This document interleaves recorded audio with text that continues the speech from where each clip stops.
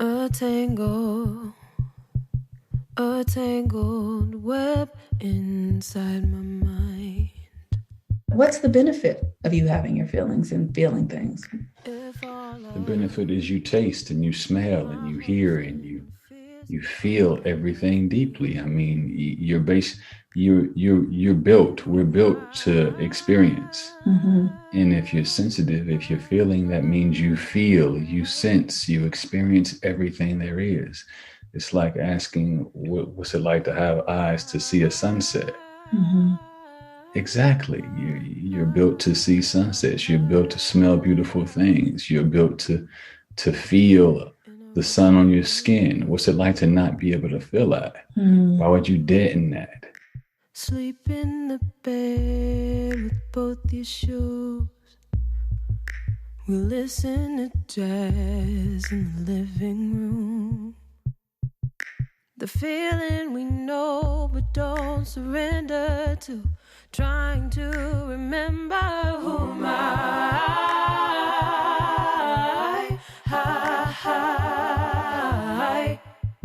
Greetings, I'm Monique Ruffin, and welcome to the Cancer Full Moon episode of Forget Everything You Think You Know. My intention in creating this podcast was to have conversations that present new ideas, new pathways to healing, new pathways of thinking that are aligned with astrology and aligned with what is going on astrologically in our cosmos, in our solar system, on our planet Earth, because everything is connected. So it is my desire to bring a new conversation, a new topic every 2 weeks that is in alignment with the new or full moon that is unfolding. And so this Tuesday, this evening, we have the Cancer full moon that is happening. And Cancer energy is the energy that is governs the mother. It governs our ability to give birth to ourselves, which is a constant process of evolution. It also governs the home, how we feel inside of ourselves, our internal reality, how we create security and safety for ourselves. Cancer also is the energy that rules our early childhood foundation, which allows us to sort of discover like what made us who we are, like how did we become how we are and who we are and how we move through the world. What are the components that had to come together to bring us from the moment of our inception to who we are now? All of that is Cancer energy. So in this full moon time, it is a great time for us to think about maybe our childhood. In my consideration, because my work is about healing, it is during the Cancer time that we can think about and consider experiences from our childhood that may need healing. Maybe you were raised in an environment where there was abuse or neglect or just negative thinking. Maybe you were raised in an environment where people just simply didn't see you, didn't recognize who you truly are. So there was an unconscious form of neglect, and you didn't get your needs met in the way that would have best served you. Whatever those conversations are around your early childhood, maybe you were raised without one of your parents, maybe one of your parents was absent.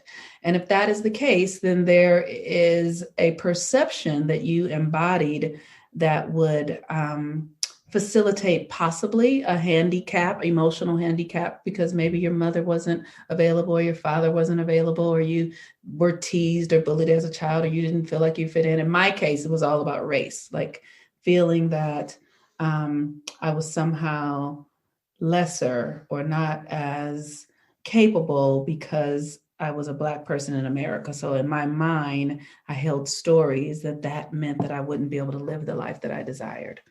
So in this Cancer full moon energy, we want to take time to feel our feelings. We want to take time to do the work to transmute.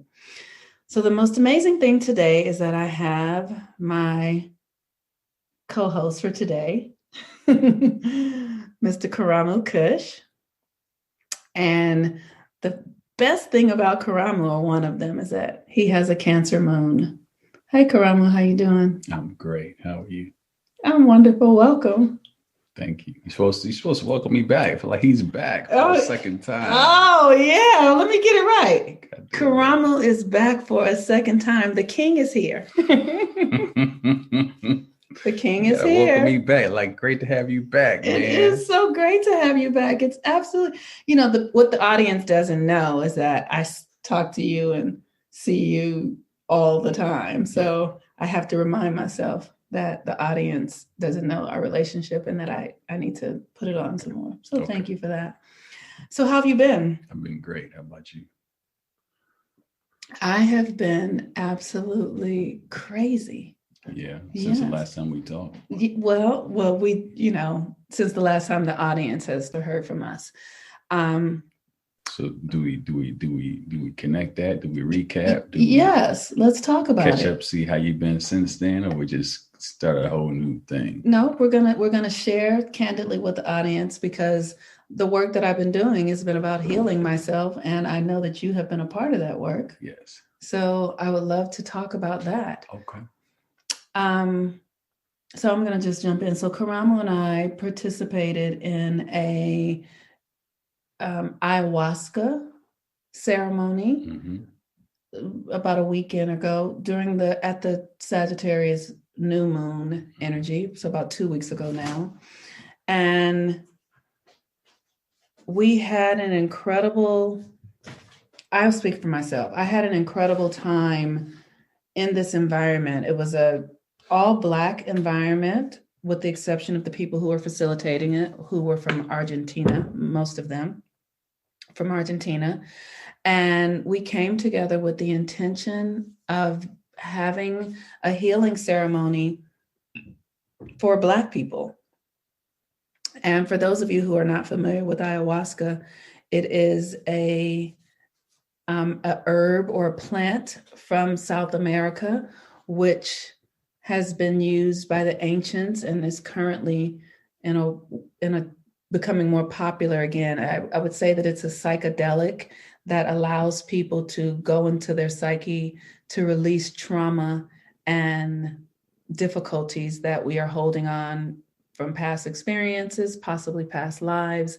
And the plant absolutely knows what you need in order to heal it. So Karamu and I did that a couple of weeks ago. And so I just want to check in and see, how have you been since we had that experience? I've been good. I mean, I'm not really y'all hear the cat purring. I'm not really, I don't feel at full liberty to really discuss it at length, because it's an experience, but I feel made better by my time. And yeah, I'm good.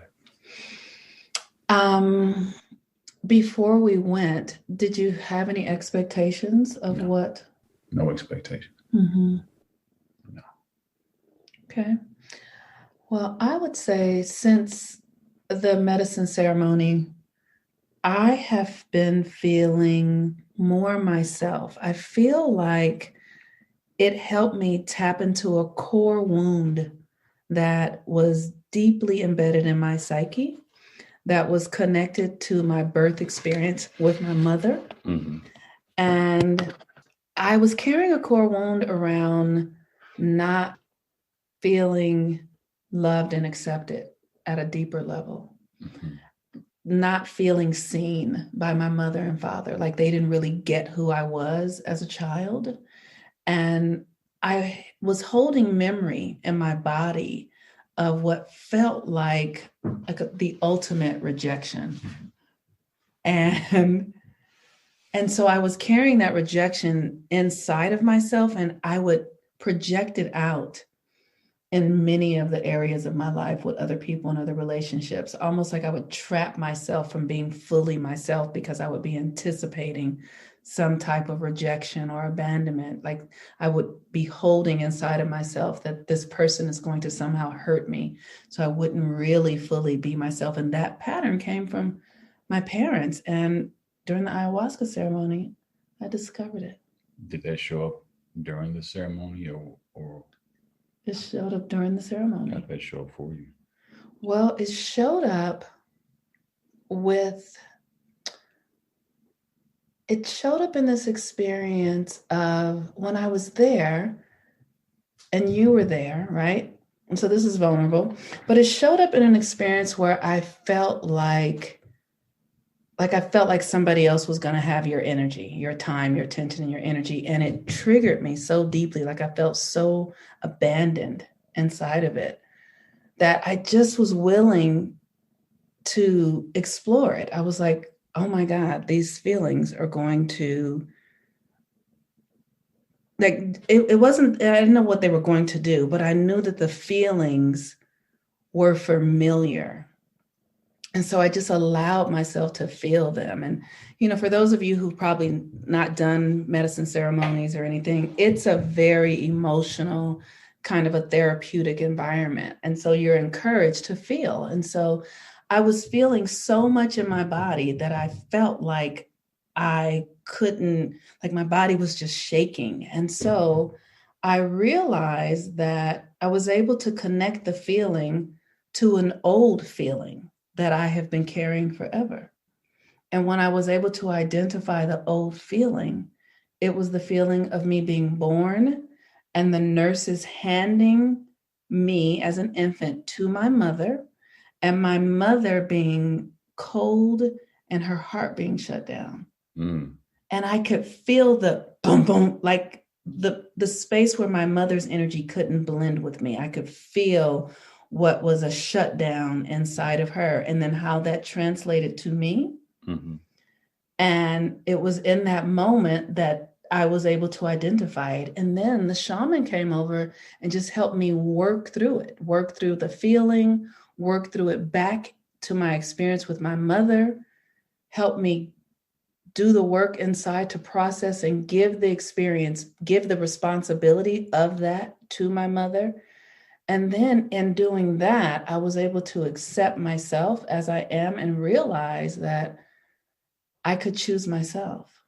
You said something earlier, though, that may be perplexing for people who are listening to this and knew about, you felt like something about my attention or my focus in relation to you. What were you talking about? Well, I was talking about I was in the experience. There were other people there. So there were about 10 or 12 other people there with us, maybe 20 or so. And I was watching you in an experience with another person. And that watching you do that brought up the feeling of like, oh, I'm going to be rejected. I'm going to experience loss. Right. So that is the fear that I have carried from my childhood, this continual belief that loss and abandonment are on the horizon for me. And you're saying me being there, having experience with someone else there, triggered that for you because we came together, or what? Just because of my relationship with you. Okay. You felt some kind of territory, some kind of jurisdiction, or what? How would you describe it? I don't know. I guess when you think about it, I could say that that's what it felt like. That there's a territorial kind of way that I exist, but that's good language for it. It doesn't occur as that inside of me. It doesn't occur as like, I own this, you can't. It occurs as scarcity and lack inside of me. And the beauty of the ceremony was that it was a safe space for me to witness myself, to witness how I'm responding, how I'm reacting, and to trust that I know the medicine is doing exactly what I need to do in order to heal myself, in order to transmit. So it serves. And the beauty of it is, where our theme this week is the Cancer full moon. And Cancer full moon is all about feelings. It's all about being willing to be vulnerable, to move the feelings through. And the ayahuasca ceremony really helped me go back to my early childhood primary experience to move those stuck feelings that have been blocked since I was born, which I've been projecting out all of my life from one person to the next Mm-hmm. because it's an energetic imprint. And this is the work that we get to do and is now available to us, whether it be with plant medicine or other modalities, to go back and heal the traumas that we've experienced as people of color or Black people in this country. Mm-hmm. So, Dope. How's the Cancer full moon for you?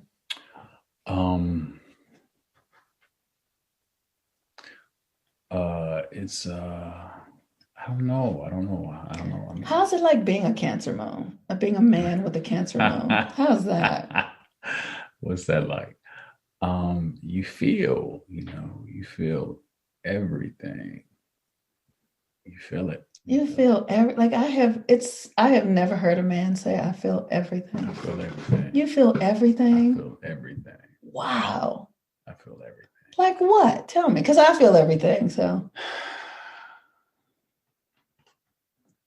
just even like in passing, people you encounter, somebody who could, like, when people say mean things or say or when people put themselves in a antagonistic position with you, it's like, I don't know, you just feel, you feel, I feel. Mm-hmm. And I guess the challenge is living in a society or culture that tells us we're not supposed to feel all the time, which is absurd to me. It becomes an exercise in temperance, though.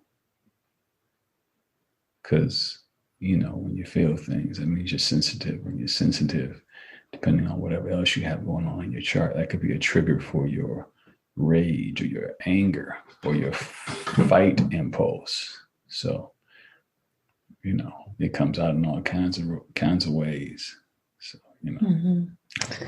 So how do you, if you feel everything, what have you done to learn to manage and be present with your feelings?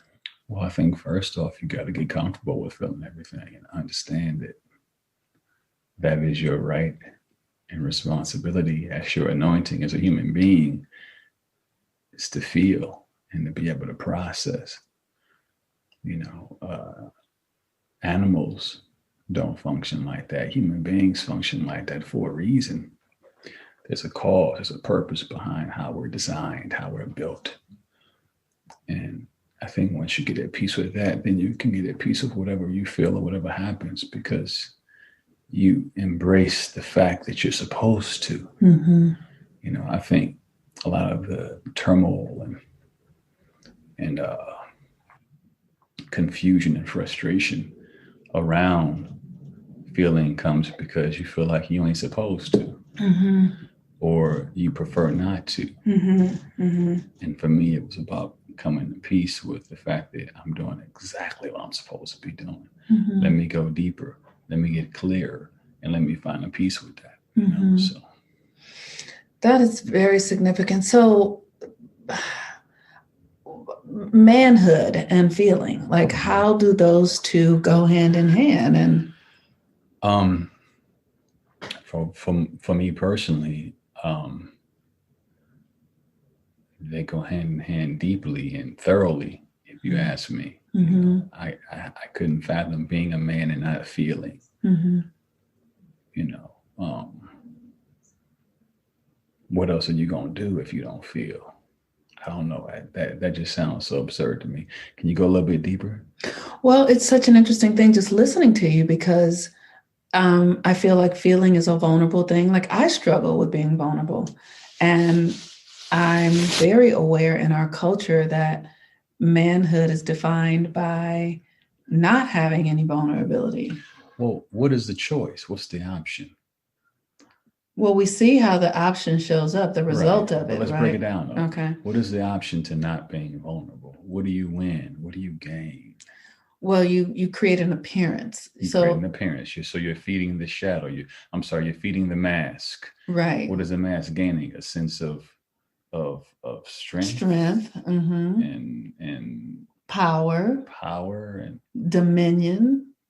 That's facade, man. That's all illusion. Mm. In the grand scheme of shit, it's all illusion. Mm-hmm. We tend to get stuck on the minutia as though the minutia is the real shit. It's the pivotal shit that's going to make a break, and it's not. You know?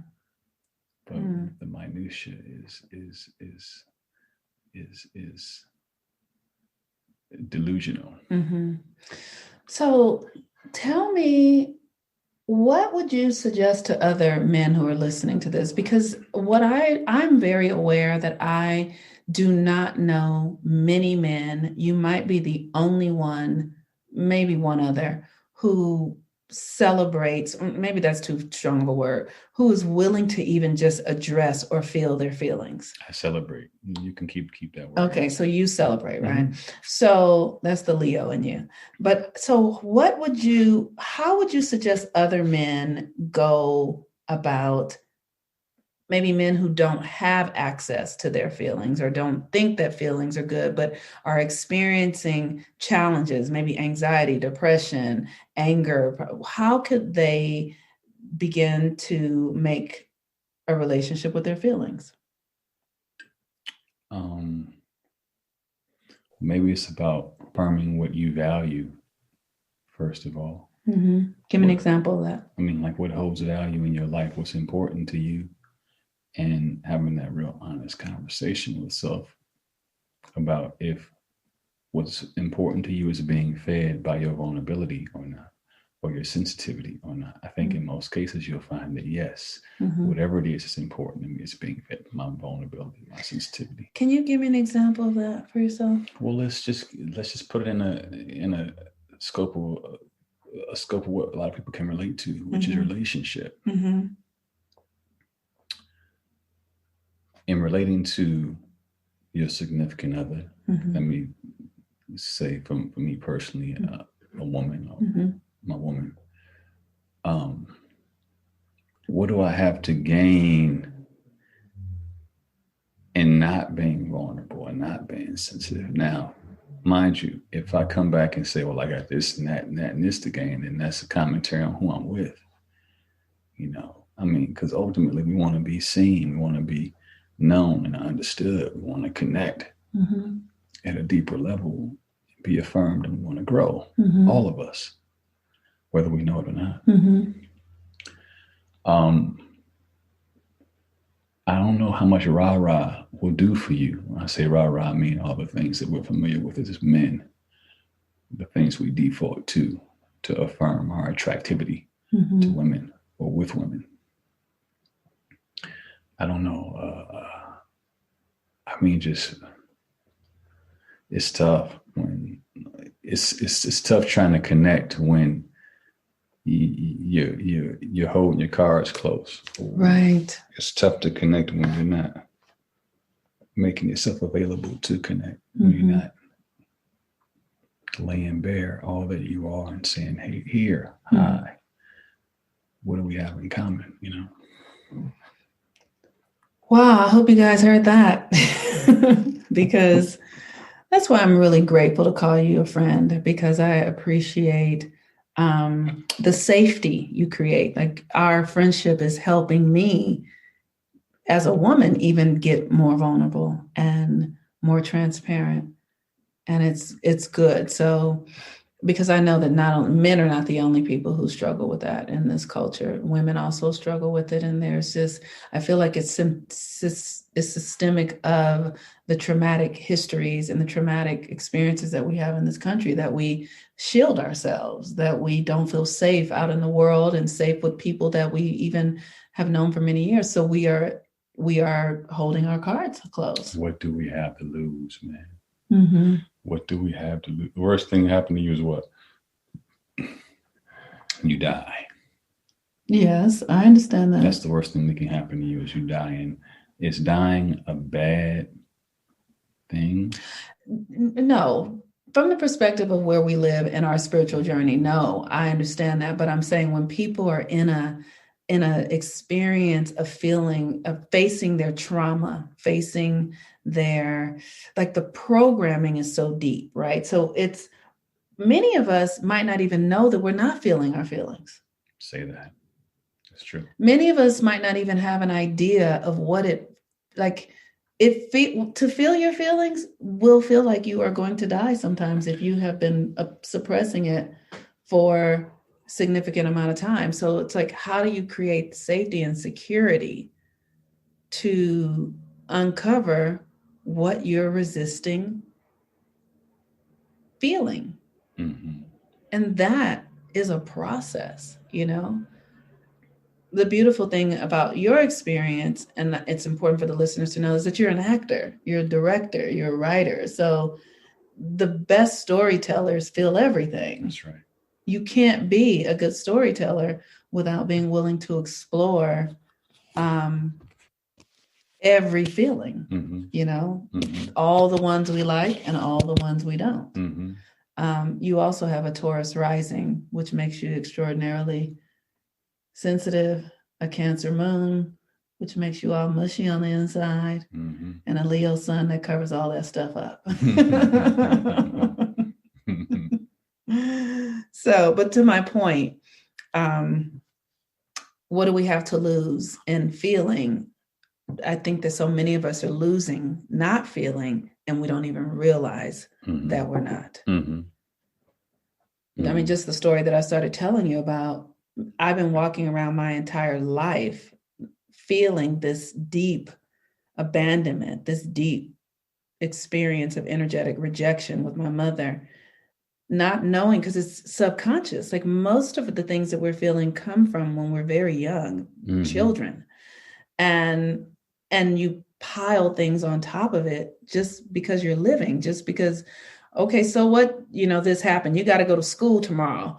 Okay, so what, you fell down or whatever, you got to go do this to, like, I feel like my family and our culture just, it keeps going. So you have to function over grief, over pain. Like, how many years have white people supposedly been telling Black people, get over slavery? Well, how can we get over something we've not even processed yet? Mm-hmm. You know, so so I think the beauty of what you're saying just really gives a clear possibility that it's available. It can be done. Mm-hmm. Absolutely. Mm-hmm. And it should be done. As Mm-hmm. That's our anointing as spirits. Mm-hmm. And we don't move through this life to not feel. Mm-hmm. How tragic would that be if you even had the option? People do it every day. To move, I mean, just think about it though. Mm-hmm. To consciously, purposely move through this life and not feel. Imagine what you're depriving of. So tell me, what is it that you get in your life? What's the benefit of you having your feelings and feeling things? The benefit is you taste and you smell and you hear and you feel everything deeply. I mean, we're built to experience. Mm-hmm. And if you're sensitive, if you're feeling, that means you feel, you sense, you experience everything there is.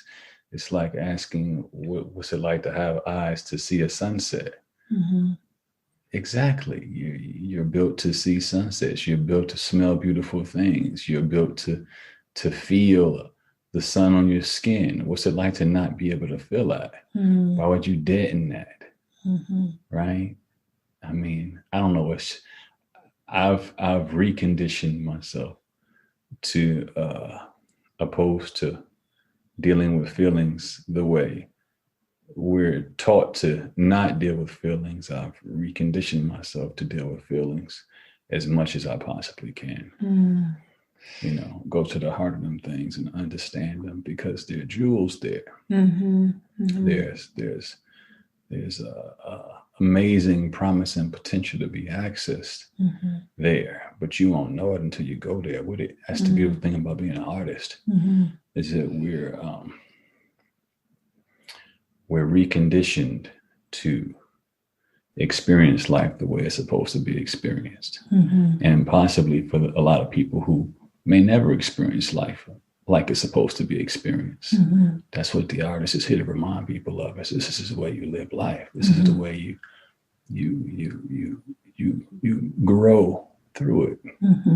You know, And I don't mean the typical classic cliche idea of what the artist is, which is basically this quirky, misunderstood, eccentric, even though we can be that, even to the degree where somebody may assume the artists are crazy. It's like, that's some silly shit that the greater culture has put on the stereotype of what it means to be an artist. You know, an artist means to feel deeply, and me being Cancer Moon predisposes me to it. So I like to think that it makes my artistry that much more in tune.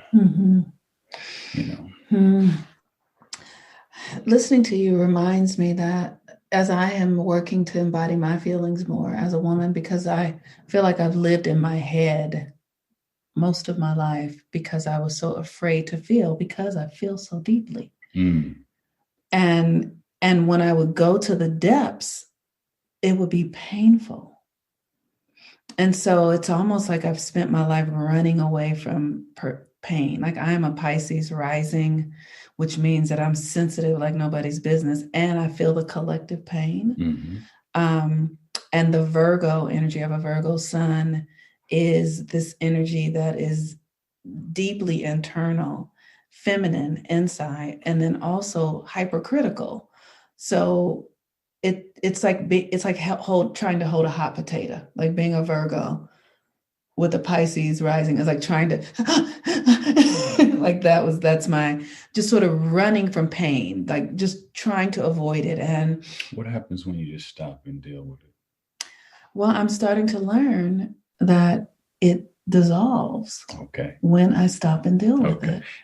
I asked that question because I was talking to a friend of mine, very dear friend of mine, Dr. Scruggs. He's a depth psychologist, works out of Ohio. But I was sharing with him how I don't dream. I rarely dream. And if I do dream, the recurring dream is the same dynamic. I'm being chased, you know. That's the only dream I have that recurs, of being chased by something or someone. The veneer of the chase may change. The scenarios may change, but it's always me being chased. And this is my man. He's like, why don't you stop, turn around and ask the motherfucker why he chasing you? You know? I said, yeah, that's what I'm going to do. I haven't had a chance to do it yet, but that's what prompted my question to ask you. Will you just stop and just say, what's up? Yes. What's good? Yes. You know? I feel like that's what I was able to do in the medicine ceremony with that, you know, when I was watching you interacting with that other person, and when I could feel that loss. What is it interacting you saw? What is it that you felt that you saw that made you feel the loss? I mean, I don't know that I really want to go into the depths. It's just the interaction, it felt like intimacy. It felt like intimacy between a man and a woman. That's what it felt like, right? And so when you say felt like, you're saying it wasn't intimacy? Oh, it was intimacy. It was connection. It was touching. It was touching. It was connecting. It was it felt fluid. It felt like it felt beautiful, and I felt left out, you know. And so when we were in the space and I felt myself being triggered by you having this intimate, what occurred would look to me like a very intimate experience. Now, also, let me remind you that I was on the medicine. Yes, we were all on the medicine. We were all on the medicine. So understanding that the medicine is going to take me exactly to where I needed to go, there was a willingness within me to be with it, to be with like, oh, the medicine has taken me to an experience of loss. The medicine is taking me to an experience of abandonment. The medicine is taking me to an experience of being rejected or feeling rejected. It's not that I'm being rejected, I'm feeling it. And so now I've been running from this feeling all my life. I've been running from it. Do you think you've been running from it even in your intimate spaces with people? Yes, I have. You think it's kept you, it's hindered you from being intimate or Yes. sensitive or vulnerable? Yes, I think that it has kept me from truly experiencing the fullness of who I am because I've been attempting to protect myself from feeling that thing that I've been calling abandonment or rejection. So I keep myself just spaced away enough so that I cannot feel it. Yeah. And that, like, the energy of our relationship, the intimacy between us it just dropped me into it. Like, here it is, because my deepest fear and abandonment is around my experience with the masculine, with my father. And oftentimes as women, we attract men as friend or lover or partners who remind us energetically of our fathers in ways. And that is the gift that you give me. We all are giving one another's gifts, I believe. And that helped me to really see, like, oh, you can touch it now. And the beauty of it is also that you are an artist. You see me clearly.